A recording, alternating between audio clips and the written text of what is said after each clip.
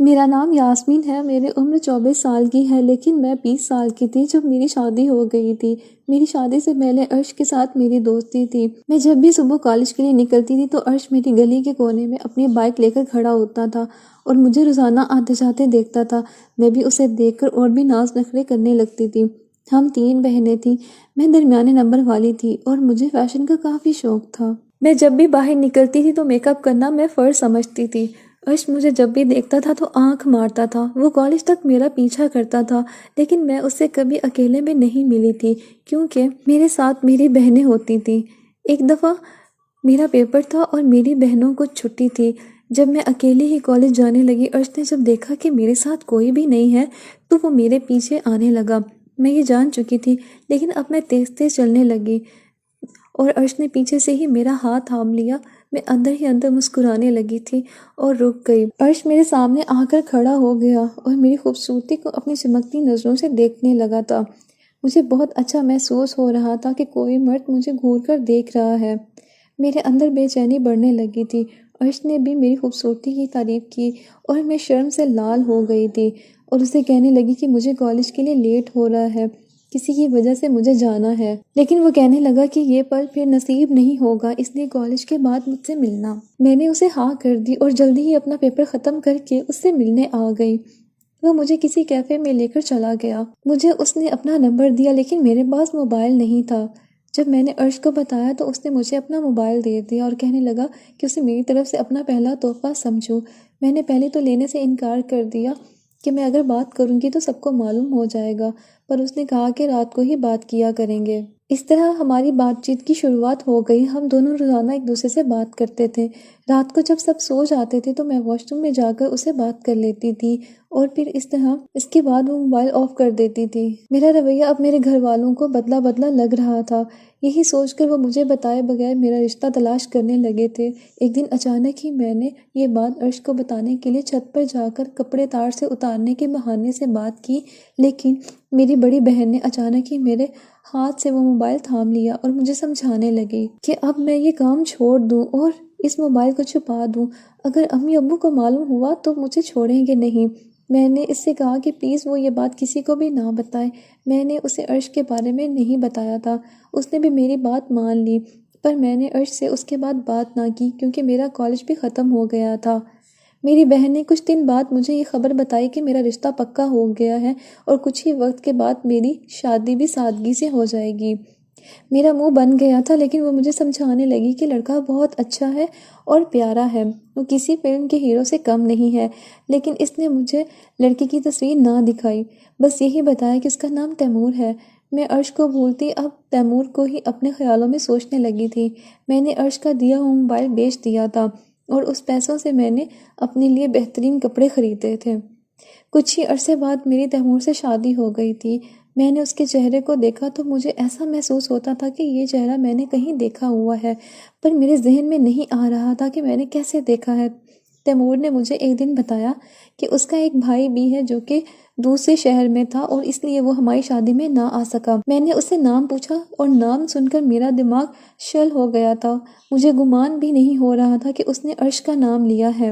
میں پھر سے بے چین ہونے لگی تھی اور سوچنے لگی تھی کہ کیسے میں عرش کا سامنا کروں گی۔ میرا دل کیا کہ میں تیمور کو سب کچھ بتا دوں، اور کیونکہ میرا اور عرش پہلے سے ہی ایک دوسرے کو جانتے تھے۔ یہی سوچ کر میں نے تیمور کو بتا دیا تو وہ حیران ہوا تھا، لیکن وہ مجھ سے بہت پیار کرتا تھا۔ اس نے مجھ پر کسی قسم کا شک نہیں کیا۔ مجھے اس کی یہ بات بہت پسند تھی۔ کچھ دن کے بعد عرش گھر آیا اور مجھے اپنی بھابھی کے روپ میں دیکھ کر شوق ہو گیا تھا۔ تیمور نے بھی اس کا موڈ دیکھ لیا تھا۔ میں نے تیمور سے کہا کہ عرش کو بتا دے کہ اس سب میں میرا کوئی قصور نہیں ہے، تو تیمور نے میری بات سمجھی اور میری طرف سے عرش سے بات کی۔ کچھ دن عرش کا موڈ بنا تھا، لیکن آہستہ آہستہ وہ ٹھیک ہونے لگا تھا۔ میں بھی اس سے بات کرنے کی کوشش کرتی تھی۔ وہ ایک حد تک مجھ سے بات کرتا تھا۔ میرے شوہر کو معلوم ہونے لگا کہ میں عرش کے لیے اپنے دل میں ابھی بھی جذبات رکھتی ہوں اور عرش بھی میرا خیال رکھتا تھا۔ تیمور نے یہ بات نوٹ کر لی تھی۔ میرے سسر ساس اب ہمارے پیچھے پڑ گئے تھے کہ ہماری ابھی تک اولاد نہیں ہوئی۔ شادی کو 3 سال گزر گئے تھے۔ ہم دونوں نے بہت کوشش کی اور بہت زیادہ علاج کروایا، پر جدھر بھی جاتے تھے تو وہ لوگ یہی کہتے تھے کہ تیمور کے اندر کمزوری ہے جس کی وجہ سے اولاد نہیں ہو سکتی۔ میرے ساس سسر بھی مجھ پر تانے مارنے لگے تھے۔ میرا ان سب میں کوئی قصور نہیں تھا، لیکن پھر بھی مجھے سب یہی سننا پڑتا تھا کہ میں اولاد نہیں دے سکتی۔ تیمور نے مجھ سے اپنی امی ابو کی طرف سے معافی مانگی تھی اور مجھے پوری اجازت دی تھی کہ میں اگر اس سے الگ ہونا چاہتی ہوں تو اس سے کوئی مسئلہ نہیں ہوگا۔ میں نے عرش سے اس بارے میں بات کی، اس بات کا ذکر کیا، پر عرش کہنے لگا تھا کہ میں اپنے بھائی کی بیوی کو اپنا نہیں سکتا۔ میرے بھائی کے ساتھ کون شادی کرے گا؟ میں اب ان دونوں بھائیوں کے بیچ میں پھنس چکی تھی۔ میرے شوہر نے کچھ دن بعد مجھے کہا کہ وہ مجھے طلاق دے دیتا ہے اور اس طرح میں اپنے دیور کے ساتھ حلالہ کر لوں گی اور اولاد کے لیے اس کے ساتھ رہوں گی۔ جب مجھے اولاد ہو جائے گی تو وہ مجھے الگ کر دے گا اور میں پھر سے تیمور کے پاس آ جاؤں گی۔ میں اس کی بات پر سوچنے لگی، پر مجھے کسی فیصلے تک پہنچنا مشکل لگ رہا تھا۔ عرش کو یہ بات پتہ چلی تو اسے بھی یہ فیصلہ درست لگا تھا۔ اس طرح تیمور نے مجھے طلاق دے دی اور میں عرش کے پاس چلی گئی حلالہ کے چکر میں۔ ہم دونوں آپس میں مل چکے تھے۔ اتنے عرصے کی دوری ہم دونوں نے مل کر ختم کی۔ عرش نے مجھے بہت پیار کیا، لیکن اب وہ نہیں چاہتا تھا کہ میں اس سے دور ہو جاتی۔ تیمور مجھے بار بار یاد کرواتا تھا کہ اولاد کی خوشخبری کب ملے گی، پر اب عرش اور میرا کوئی ارادہ نہ تھا کہ ہم اتنی جلدی اولاد پیدا کریں، کیونکہ مجھے انجوائے کرنا تھا۔ میں عرش کے ساتھ شہر آ گئی تھی، ہم دونوں آرام سے رہنے لگے تھے، لیکن اب تیمور اور عرش ایک دوسرے کے خلاف ہو گئے تھے۔ تیمور یہی کہنے لگا تھا کہ میں نے اسے دھوکہ دیا ہے کیونکہ میں اس کے پاس واپس نہیں گئی، جبکہ عرش اسے یہ کہتا تھا کہ اس نے خود مجھے طلاق دی۔ دن ایسے ہی گزرتے گئے، میں نے اس بات کو تسلیم کر لیا کہ میری قسمت میں عرش ہی لکھا ہوا تھا۔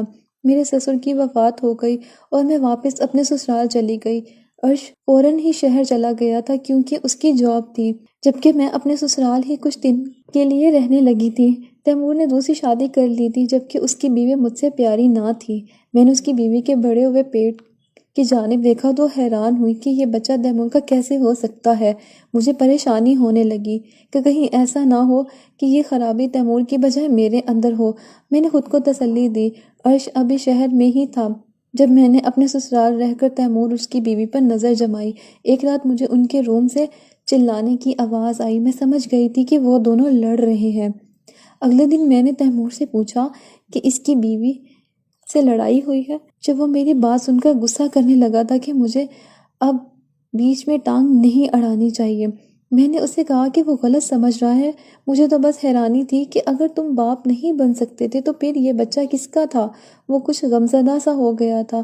میں نے اسے کہا کہیں اس کی بیوی کسی اور کے ساتھ تو نہیں سب کچھ کر بیٹھی۔ جب اس نے مجھے خبردار کیا کہ میں اپنے شوہر پر دھیان دوں، میں واپس اپنے شوہر کے شہر چلی جاؤں، اور میں واپس اپنے شوہر کے شہر چلی گئی تھی، اور میں نے عرش کو بھی یہ بات بتائی کہ تیمور باپ بننے والا ہے، جس پر عرش نے کوئی رد عمل ظاہر نہ کیا۔